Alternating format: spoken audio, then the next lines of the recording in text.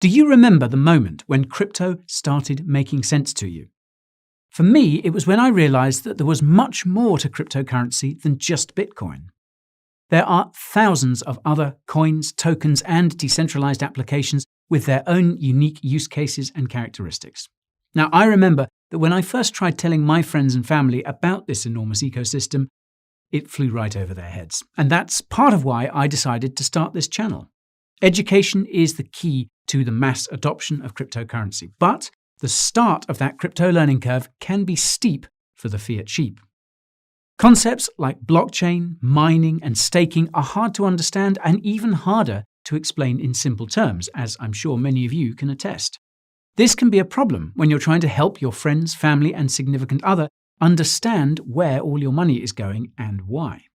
So, that's why today I'm going to tell you how to explain complex crypto concepts in a way they will understand, and even how to answer the questions and address the concerns you're likely to get.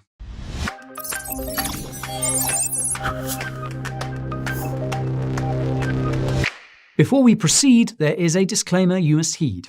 I am going to tell you many things today, but none of it is financial advice because that would be lame. I prefer to give you the knowledge you crave to find your own way out of being a wage slave. If this is your first encounter with the Bureau, my name is Guy and I'm a crypto hero.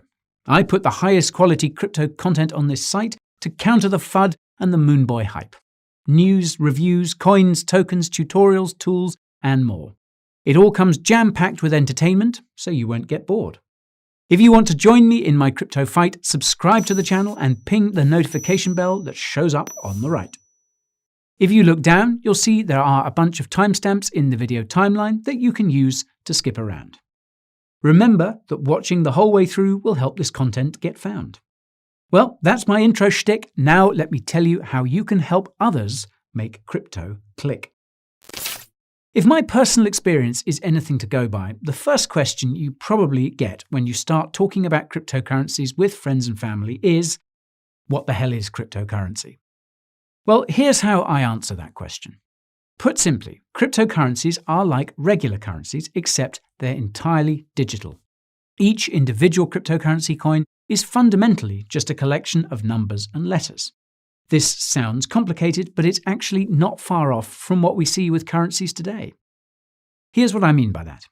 Almost every physical money bill on the planet has a unique serial number. This serial number corresponds to information like when the bill was printed, where it was printed, and so on. In theory, a record of all money bills that have ever been printed and where they are is kept by a central bank, which shares this information with smaller banks and the government. If you have a debit card or credit card, you'll know that you have an account number on there as well. You also have a password or PIN number that you use to access the money in that account. Your bank branch knows your account number and your name because you had to provide your personal information to open an account. This info is also shared with the central bank and government. Now, let's say you have a $20 bill with the serial number ABC, and your bank account number is 123. When you deposit that bill into your bank account, your bank branch, the central bank, and the government will see and confirm that the $20 bill ABC has been moved into bank account number 123. This is almost exactly how cryptocurrencies work. Each individual cryptocurrency coin is like the serial number you see on a physical bill, just without the physical bill. Just like regular bills, almost every cryptocurrency can be divided into smaller pieces. In the case of Bitcoin, each BTC can be divided into 100 million pieces called satoshis, which are like cents to a dollar. A cryptocurrency wallet address is like a bank account, except that there's no physical card that goes along with it. It's just an account number. Because you don't need to provide any personal information to create a cryptocurrency wallet, this means that your identity is not attached to your crypto wallet like a bank account is. Most importantly, any cryptocurrency held in your personal wallet is held directly by you, not custodied by a bank like regular money in a bank account. This means that nobody can shut down your cryptocurrency wallet or block your transactions because you have total control over that account at all times.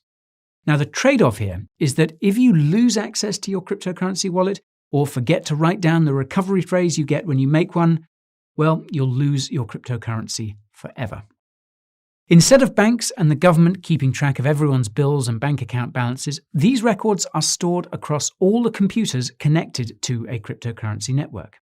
These transactions and account balances are public and can be viewed by anyone using something called a blockchain explorer. Because computers can earn cryptocurrency for processing transactions on a cryptocurrency network, this incentivizes more computers to join the network to process transactions and earn cryptocurrency. This makes cryptocurrency networks secure because there is no single point of failure.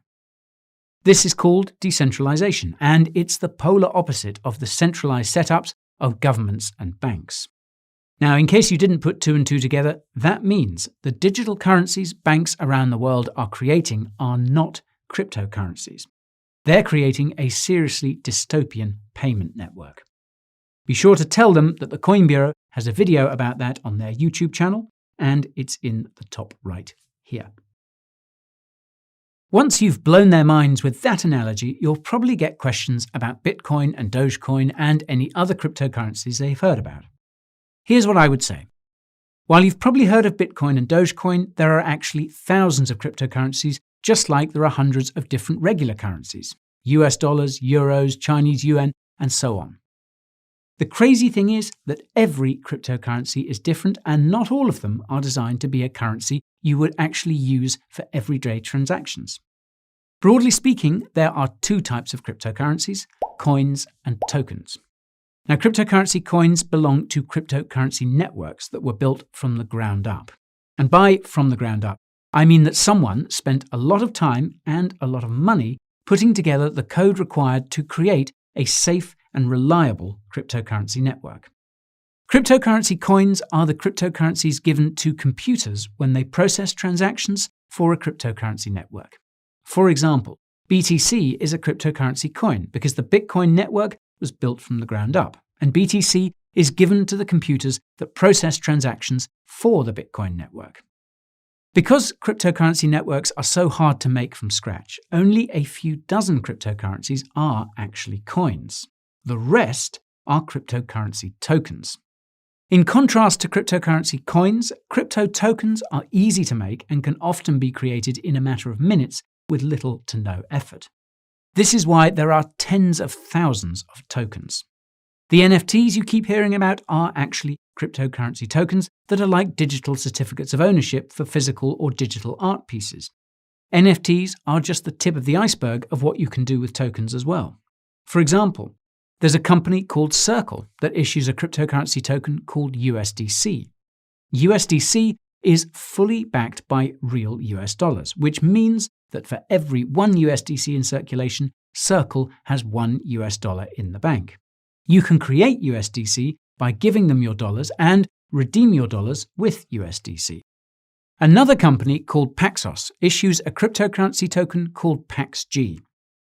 Each PaxG token is backed by 1 troy ounce of gold kept in a vault here in London, and you can redeem PaxG tokens for real physical gold or US dollars.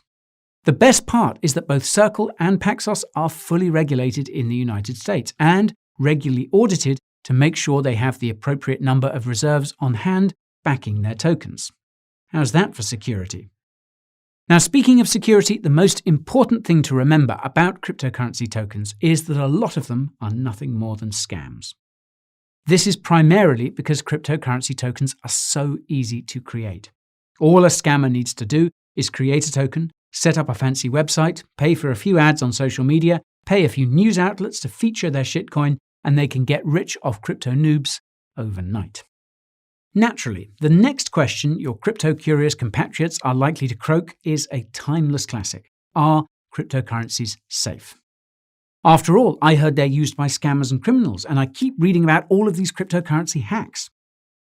Well, this is usually my response to these sorts of questions and comments. Whether a cryptocurrency is safe or not ultimately depends on the context. For starters, not all cryptocurrencies are created equal. Some cryptocurrencies are built to prioritize speed over security, and usually the consequences of that play out quite quickly.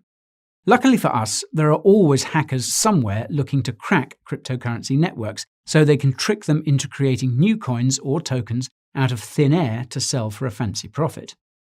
Now, this might sound scary, but it's no different to what happens to banks and corporations on a daily basis. When hackers succeed, the affected company usually beefs up its cybersecurity. The same goes for cryptocurrencies. This means that most cryptos that have been around for years are robustly battle-tested as a consequence of always being under attack by bad actors. If you're not convinced, well, consider this. As I mentioned earlier, some cryptocurrency networks are made up of computers spread out around the world that are constantly double-checking transaction histories and account balances. If you wanted to corrupt a cryptocurrency network, you would have to hack more than half of all the computers connected to the network at the same time in order to do it. This is impossible to do if you have a cryptocurrency network like Bitcoin that has millions of computers spread around the world. That said, some cryptocurrency networks have fewer computers processing transactions and are therefore more vulnerable to attack. The same rule applies to centralized cryptocurrency services like cryptocurrency exchanges, which is where most crypto hacks have happened. These are much easier and more lucrative to exploit than an individual cryptocurrency wallet, which is insanely secure. That's why you should always keep your crypto on your own personal wallet wherever possible, and only keep it on an exchange when you're trading or cashing out. And when it comes to self-custody, nothing beats a hardware wallet. I have a list of the best ones on the market, which you can watch by hitting that link in the top right. When it comes to criminal activities, it is true that ransom demands made by hackers often involve some kind of cryptocurrency.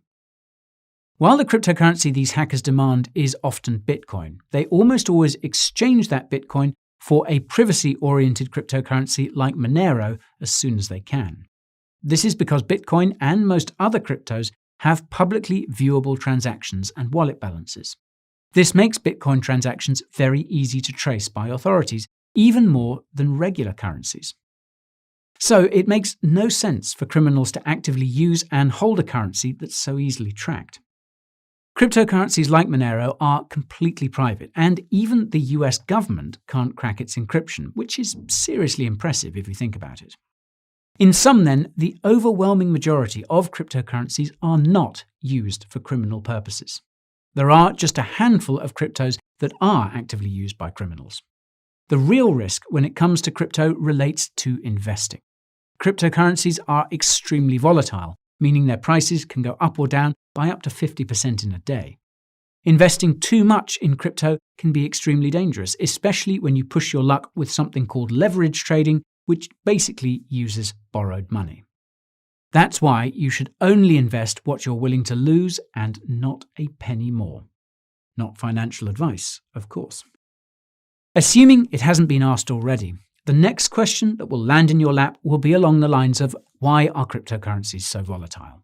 What gives them any value to begin with? Here's my counter. What gives the money in your wallet or in your bank any value? Now, once upon a time, it was backed by gold, but that changed, and since then, all state-issued currencies around the world have been losing value. This is because the only thing that backs dollars and euros is ultimately the trust we have in the governments that issue those currencies, and that trust has been eroding for decades. Not only that, but governments have been actively printing and manipulating their currencies to benefit themselves and the corporations that fund them at the expense of the average person. This has caused record levels of inflation that incentivizes spending over saving, which leads to overconsumption and causes the sort of environmental catastrophes they claim to want to stop. You can direct them to my video on the massive fiat Ponzi if they want further context. Anyways, after that rant, I usually go on to address the actual question. Cryptocurrencies are valuable because of what they do. Obviously, this value changes depending on which cryptocurrency we're talking about. Bitcoin has value because its BTC coin has an economic profile similar to gold. It has a maximum supply and only a small amount of BTC is created each day, and that amount is cut in half every 4 years. Assuming demand for Bitcoin stays the same over time, this would lead to a doubling of Bitcoin's price every 4 years. However, demand for Bitcoin has increased over time as we realize how weak regular currencies can be, and this awareness has been enhanced by the current pandemic. As basic economics dictate, when something has a limited supply but the demand for it continues to increase, prices inevitably rise. Many investors also see Bitcoin as a safe place to park your capital outside of the current financial system, including me. One important thing to note is that most other cryptocurrencies are highly correlated to Bitcoin, meaning their prices are reliant on what BTC does. Even though that's the case, some cryptos such as Ethereum have insane value due to the utility they provide. The Ethereum network can be used to create those cryptocurrency tokens I was talking about earlier, and you can even create decentralized applications and websites that can't be censored or shut down. All transactions related to creating and moving tokens and interacting with these applications require Ether to pay for gas fees. This means the demand for ETH rises as the Ethereum network gains adoption, and Ethereum has seen some serious adoption. Visa is testing payments on the Ethereum network using that USDC token I mentioned earlier, and the European Central Bank even issued a bond on the Ethereum blockchain. Now, the reason why the value of BTC, ETH, and every other cryptocurrency fluctuates so much each day is because basically nobody knows what these technologies are actually worth. The prices of stocks and gold and even regular currencies fluctuate every day for the same reason, but cryptocurrencies are much more volatile because what they do is revolutionary. Cryptocurrency networks make it possible to lend, save, and borrow without an identity, credit score, or bank. They make it possible to do business directly with other people without a middleman taking a cut, meaning service giants like Uber and tech giants like Facebook could become obsolete. They make it possible for communities to pool their funds together and vote on how they should be spent, which could eventually cut out the needs for governments and their crooked politicians. You could even say that cryptocurrencies are the equivalent of a powerful alien technology that threatens the dominance of the powers that be. Now, this potential makes the average crypto investor very emotional. The slightest possibility of a clampdown on crypto results in a market crash, and the most outlandish rumor can lead to a massive market pump. In the longer term, however, you can see that crypto is growing, and that growth is unlikely to stop anytime soon. Now, by this point in time, you've probably more or less convinced your cohort that crypto is pretty legit, and that means there's only one question they have left to ask you. Which cryptocurrencies should I buy? Well, before you answer that question, you must remember to emphasize that nothing you tell them is financial or investment advice. Otherwise, you could end up in court if their crypto investments go south. And even if you're legally covered, you could still find yourself eating a knuckle sandwich or two if your guidance directs their greed to a financial gutter. That's why I usually respond with the following. Which cryptocurrencies you decide to invest in boils down to your timeline and risk tolerance. In terms of timeline, the cryptocurrency market seems to follow a 4-year cycle. We're currently in the bull market phase, which is where prices gradually rise.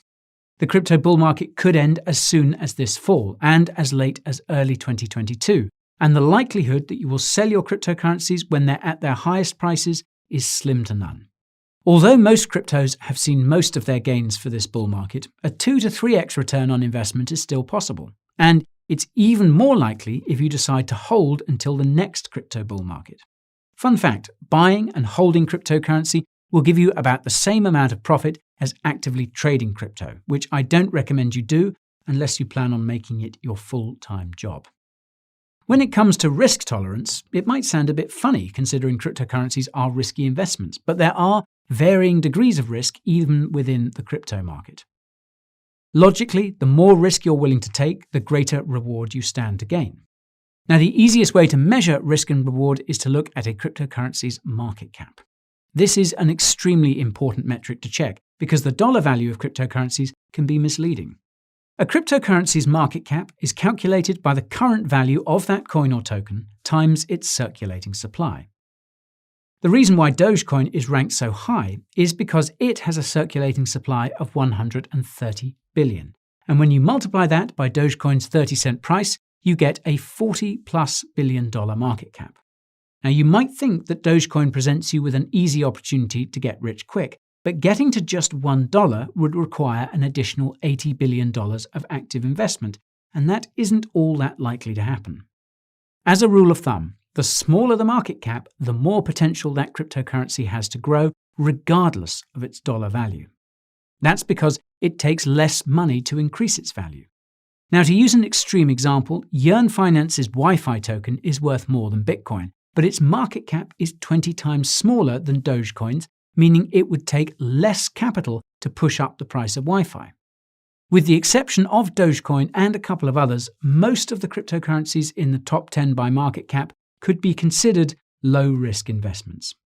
Cryptocurrencies like Bitcoin, Ethereum, and Cardano are likely to be around for many years, and they will likely double, if not triple in price before this bull market is over. The other 90 cryptocurrencies in the top 100 could still see gains of 3 to 5x, but the further you move down the list, the riskier the investment becomes because it also takes less capital to crash their price.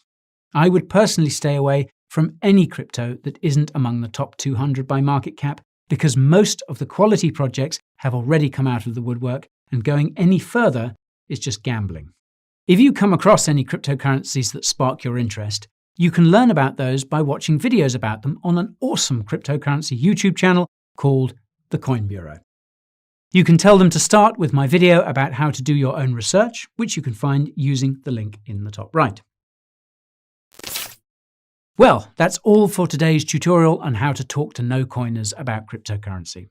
So, if you liked what you saw, let me know by smashing that like button. Remember to subscribe to the channel if you're crypto crazy, and feel free to send this video to your family and friends if you're feeling lazy. Now, I'd love to hear from you. So, how do you answer common crypto questions and concerns about crypto? Let me know by dropping me a comment below. While you wait for my next flick to hit the tube, here's what you should do. Follow me on Twitter, TikTok, and Instagram, and get your daily dose of crypto updates by joining my free channel on Telegram. If you feel like you're falling behind the crypto market, subscribing to my weekly newsletter is the perfect way to keep up the pace. It's got everything you need to help you win your crypto race. If you're feeling generous, you can support the channel by getting a shirt or hoodie from the Coin Bureau merch store. I know you'll find something you like. You can find your way to all these resources using the links in the video description. Thank you so much for watching, and I will see you again pronto.